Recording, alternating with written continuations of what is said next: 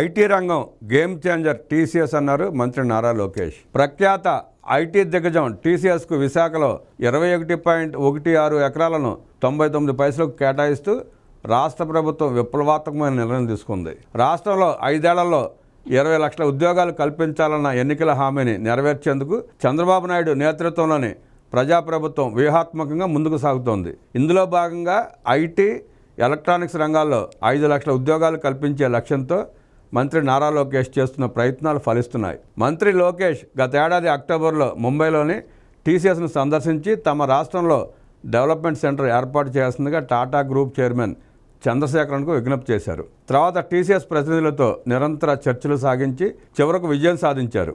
విశాఖలో TCS development centre కోసం ఆ సంస్థ 1370 కోట్ల పెట్టుబడి పెట్టనుంది. దీని ద్వారా యువతకు 12,000 ఐటీ ఉద్యోగాలు లభించనున్నాయి.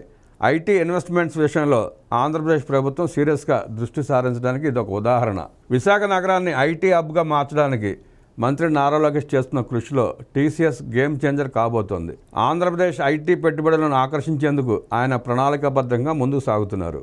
విశాఖలో డేటా సెంటర్ల ఏర్పాటుకు ప్రముఖ సంస్థలు ఇప్పటికే ఏర్పాట్లు చేసుకుంటున్నాయి. గత ప్రభుత్వ నిర్వాహకంతో ఐటీ హిల్స్ నుంచి పారిపోయిన కంపెనీలన్నీ ఒక్కొక్కటిగా రాష్ట్రానికి తిరిగి వస్తున్నాయి. రాష్ట్ర ఉద్యోగాల కల్పన సబ్ కమిటీ చైర్మన్గా మంత్రి నారా లోకేష్ చేస్తున్న ప్రయత్నాలు ఒక్కొక్కటిగా కార్యరూపం దాల్చుతున్నాయి. ఫలితంగా గత 10 నెలల్లో 8 లక్షల కోట్ల పెట్టుబడులు, 5 లక్షలకు పైగా ఉద్యోగాలు కల్పించేందుకు వివిధ పారిశ్రామిక సంస్థలు ముందుకు వచ్చాయి. బడా సంస్థలను ఆకర్షించేందుకు వివిధ రకాల ప్రోత్సాహకాలు ఇవ్వడం ప్రభుత్వాల వ్యూహంలో భాగం. ప్రధానమంత్రి నరేంద్ర మోదీ గతంలో గుజరాత్ సీఎంగా ఉన్న సమయంలో టాటా మోటార్స్ను గుజరాత్లోని సనంద్కు తీసుకెళ్లేందుకు 99 పైసలకు భూమిని కేటాయించారు. ఇది గుజరాత్లోని ఆటో పరిశ్రమకు ఒక మైలురాయిగా నిలిచింది. అదే తరహాలో ఏపీలో టీసీఎస్కు భూములు కేటాయించి ఐటీ పరిశ్రమకు జవసత్వాలు నింపేందుకు కృషి జరుగుతోంది.